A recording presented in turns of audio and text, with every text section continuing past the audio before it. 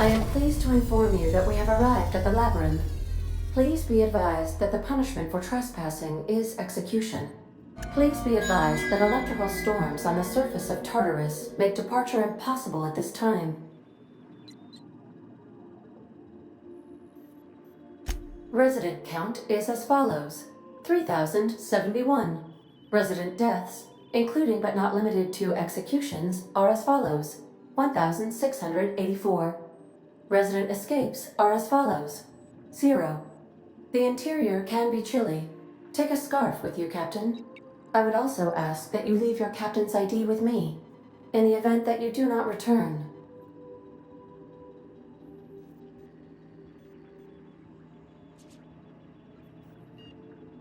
I can make the assurance that I will not leave with another captain unless you do not return within 876,541,652 hours. Oh, speak of the devil. Captain, I am receiving a transmission from the prison's docking authority now. Attention, unauthorized spacecraft. This is a maximum security installation. Your presence here is an explicit violation of UDL corporate policy. You are hereby confined to your docking platform until a ticket detailing your crimes has been filed and notarized, at which point your vessel will be seized and you will be executed.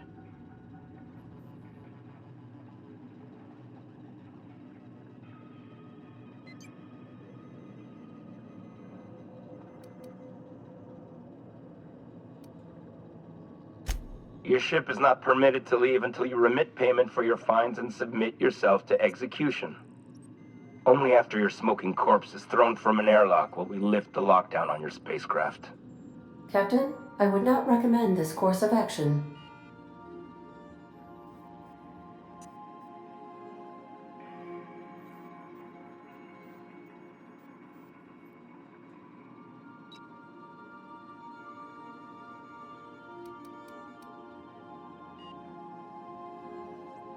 Huh?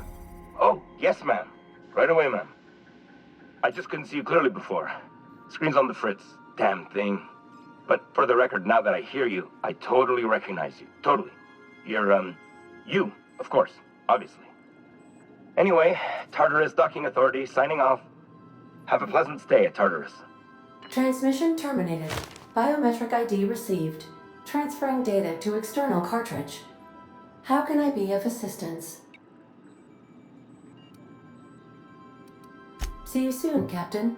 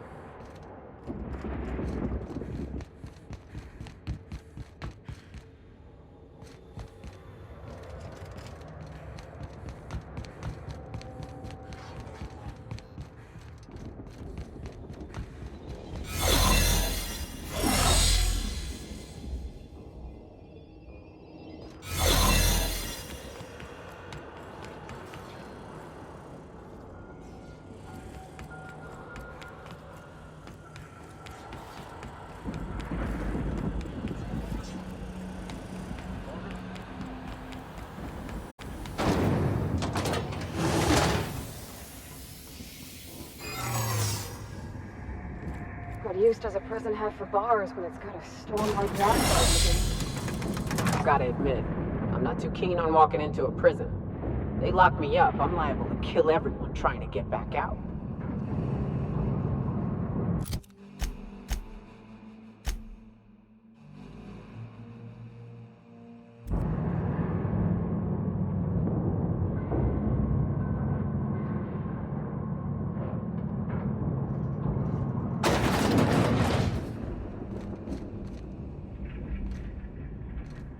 Let's look around.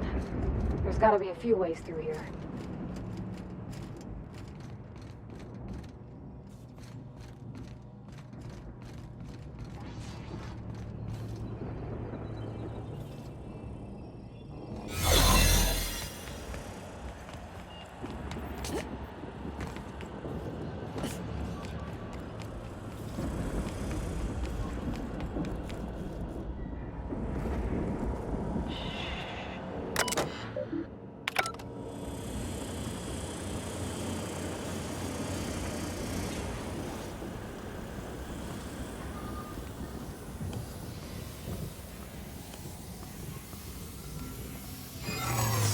What? What was that? Are you new here? I didn't think we were hiring more staff.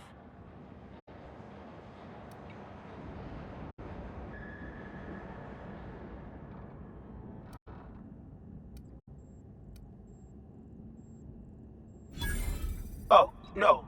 Don't tell anyone, please.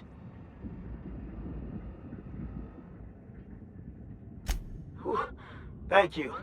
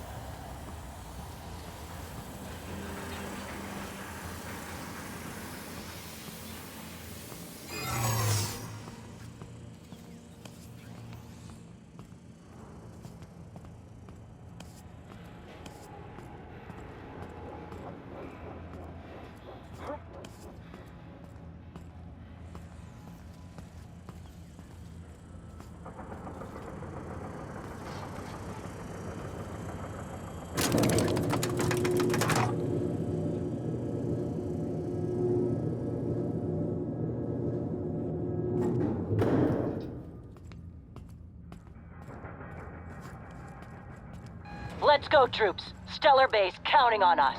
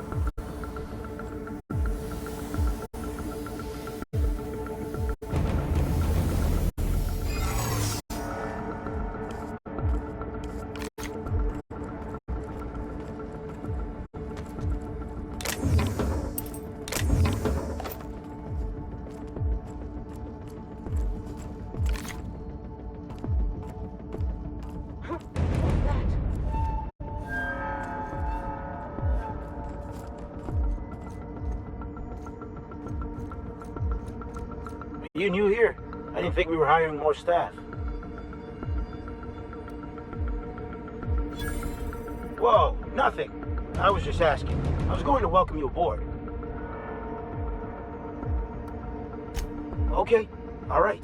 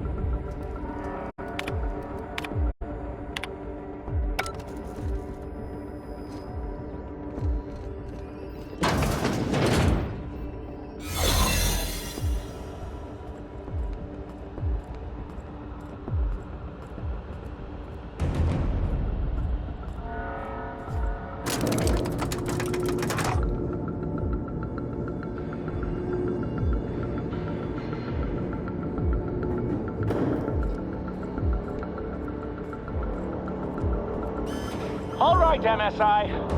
I'm not one for rousing speeches, but the captain needs our help. So get in there and fight! Waste of company ammo. Huh, what was that? Got a blast in the last? The chairman himself is exterminated. He ain't just a fugitive. See that conversion. Warden's gonna make it take a walk every side.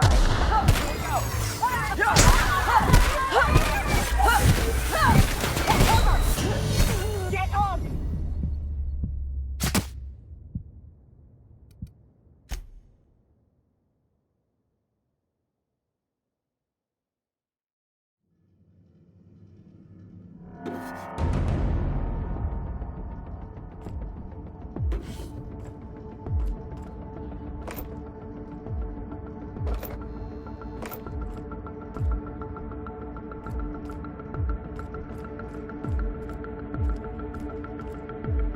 Okay, keep quiet.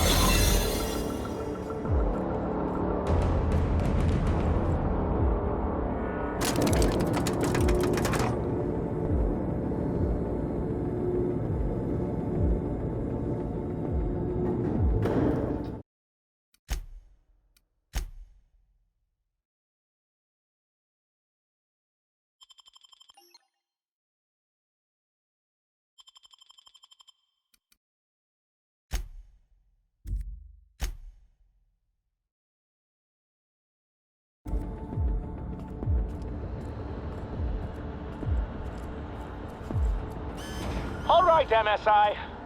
I'm not one for rousing speeches, but the captain needs our help. So, get in there and fight!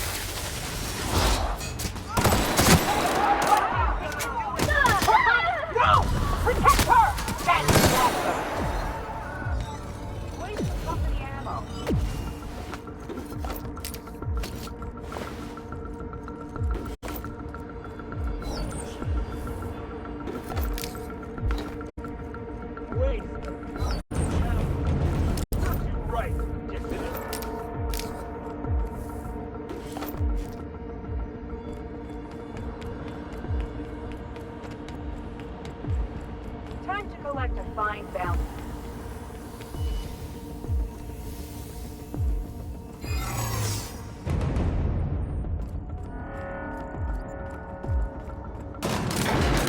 Really doing this, huh? Take a breath now, folks. Once we're up there, I suspect we ain't gonna have time to stop shooting.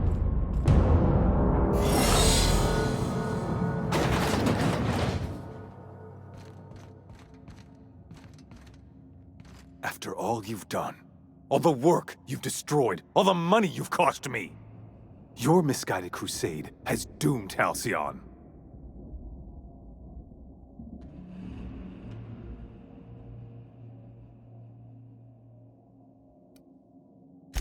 Idiot! I'm not the one marching to my death in a maximum security prison. In any other circumstance, I'd admire your boldness. In this one, however, I have only 2 words for you. Fuck off.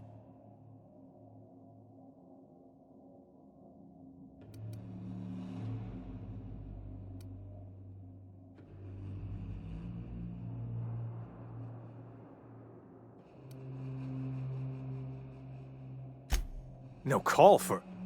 You unbelievable bitch. Sophia should be the one wasting her time with you, but you killed her. I'll have you hanged, quartered, bankrupted. Thankfully, you're in a prison already. Find the nearest cell and wait until I'm done here. Then I'll drag you to the executioner myself.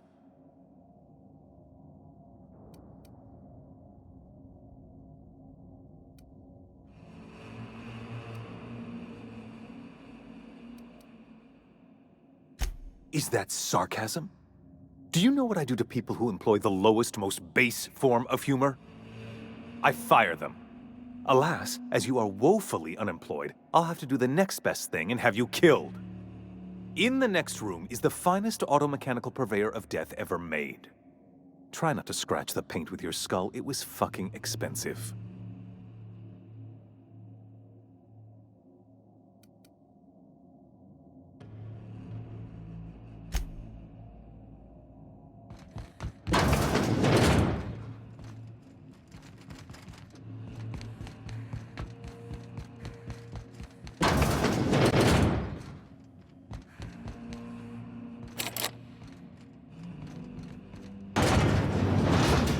Process.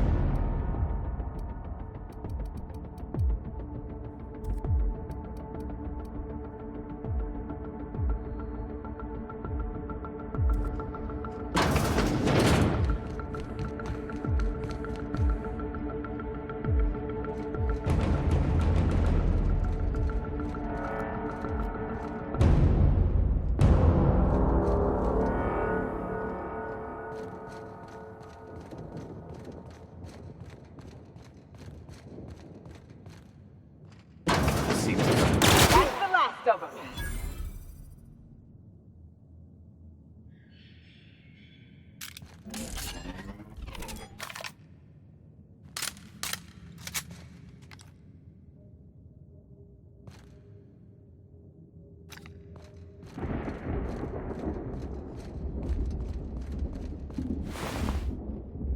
Get me out of here!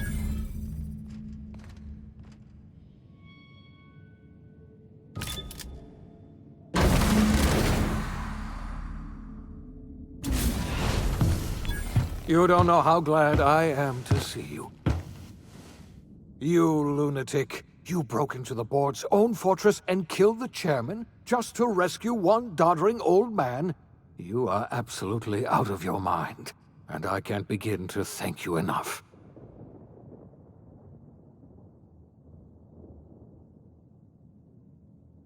Ah, all in a day's work for you, huh? You've broken the board's stranglehold on this colony, and you saved my life. But there's still so much we have yet to accomplish. You and I are going to have to work harder than ever to save Halcyon. I'm afraid the situation is far worse than any of us ever anticipated.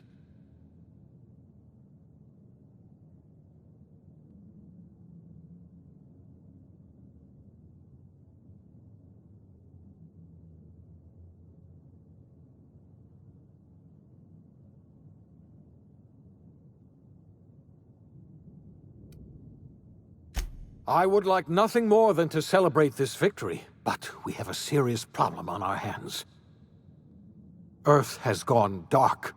We haven't received a single message in 3 years. There's been no communication, no signals, nothing. 2 years ago, the Earth's Directorate's frigate disappeared on their way back to Earth. We don't know what they discovered when they arrived, or if they arrived at all. So we've got to make do on our own. Seems to me that'll make us stronger in the end anyhow. You're quite right. We've got no choice but to make do on our own. You mean we're all alone out here? Really alone? I'm afraid so, Miss Holcomb. Halcyon is the only home we have left. Returning to Earth is no longer an option. We're in serious trouble, my friend. Do you know what this means for Halcyon? We can't rely on Earth for support anymore. We've been cut loose. We're entirely on our own.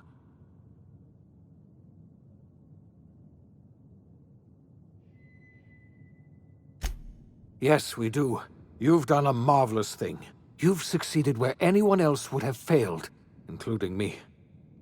We must begin the revival process immediately, starting with the Hope's brightest minds, and then we're going to fix this damn colony, one problem at a time. We're going to need a leader, and I can't imagine a better person for the job than you. What do you say, old friend? Will you help us?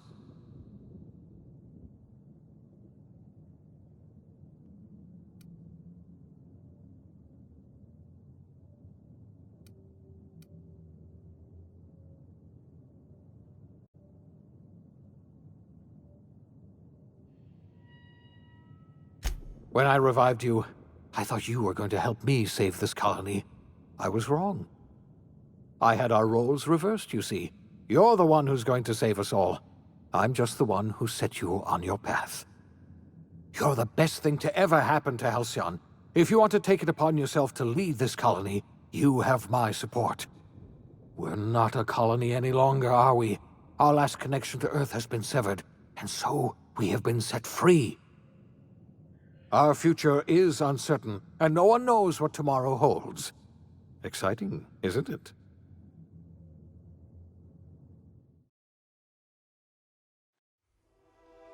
The OSI teaches that everything in the universe happens according to the grand plan. But the stranger that arrived in Halcyon was an unplanned variable. From the moment he landed in Emerald Vale, his actions altered the course of history. The events on Tartarus brought about the end of the board's authority. But the board's mistakes would haunt the colony for decades to come. The damage they left behind would require the work of a generation to repair. Dr. Phineas Wells began reviving a handful of the Hope's colonists. Engineers, scientists, technicians, and intellectuals. They were among the brightest minds the Earth had ever sent out into the stars. The Hope scientists and engineers woke up in a colony descending headlong into total collapse. With no way to return to Earth, they had no choice but to band together and devote themselves to the cause of saving Halcyon. The people of Halcyon were nothing if not hardy. In the absence of the board's authority, many of the colony settlements banded together with a single purpose in mind: survival. Life was especially hard in the years to come. Some towns dissolved by attrition and starvation, but most of them found a way to carry on. In the years to come, Halcyon was forced to reckon with its newfound freedom. The board was gone, and for better or worse, the colony was responsible for its own destiny. Between MSI's worker-centric policies and the iconoclast manpower, Sanjar and Zora were able to rally many of the Terra 2 townships to their cause. MSI's workforce swelled, and the iconoclasts enjoyed a significant surge in their ranks. The board was too distracted by infighting and internal politics to stop MSI from becoming a powerful corporation and a refuge for townships that might have fallen through the cracks. Consumed by paranoia, Luya Hagen took Sublight Salvage in a controversial direction, openly accusing board officials of an extraterrestrial conspiracy. One day, an accident at the Groundbreaker's docking bay silenced her forever. Time would tell if her replacement could keep the Sublight family together. The collapse of Edgewater left its workers bereft of any purpose in life. Most of them made their way to Adelaide Medevitt's camp, hoping to ingratiate themselves into her favor. Adelaide accepted only a few to her community. The rest were turned away and likely died of starvation. Nevertheless, Adelaide's camp grew into a well-established town. Adelaide McDevitt refused to cooperate with the ongoing effort to save Halcyon from collapse. A sympathetic deserter stole a copy of her research and delivered it to the Hope's scientists. It is unclear how useful Adelaide's research was. An optimistic estimate suggests her work may have bought Halcyon another few years of survival. Adelaide would never know. She died that winter. Junlei Tennyson fought to protect the Groundbreaker's independence. While the board's influence faded, mechanical difficulties forced her to rely on parts that only corporations could provide. The cost was high, and time would tell if Junlei could balance the work with her aspirations for a better future. The rediscovery of the Hope and the abandonment of the Lifetime Employment Program forced Byzantium to come to terms with some uncomfortable realities about the state of Halcyon. While Byzantines were reluctant to surrender the luxuries they'd grown accustomed to, the board's diminished authority gave them little choice in the matter. Nearly everyone had to learn to make do with less. Some even had to get jobs. It was a dark time indeed. Your influence shifted Ellie's perspective. She finally admitted, albeit grudgingly, that she just might need other people. Sometimes. With a steady income from the life insurance payouts, she was finally able to afford a ship of her own. She hired a small crew and flew supply missions to communities on the fringe. Some of them were even legal. Life in Halcyon was sobering for Felix Millstone. The grand revolution he dreamed of never came. There was no great awakening for the colony, no celebrations in the streets. There was only the hard, desperate work of trying to repair a broken colony. Felix never had a head for numbers, but if there was labor to be done, he was there to help. Eventually, Felix realized that the work of a revolution was done with two hands. Once the matter with the Hope colonists was resolved, Junlei bashfully asked Parvati if she'd like to join her permanently on the Groundbreaker. And Parvati enthusiastically, if somewhat awkwardly, agreed. The stories of her adventures spread across the colony, and Parvati soon found herself the center of attention. Having served as the engineer of a renowned spacecraft, tramp freighters and wildcat miners sought her out by name. And in no time, she was a fixture in the groundbreaker's mechanical ecosystem.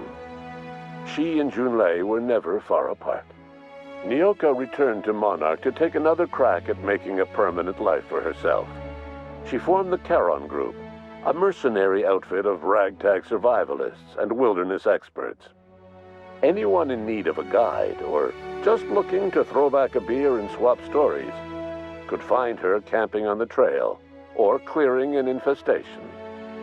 The SAM unit that accompanied you spread awareness of the product line's superior sanitation and maintenance capabilities across what was left of the colony.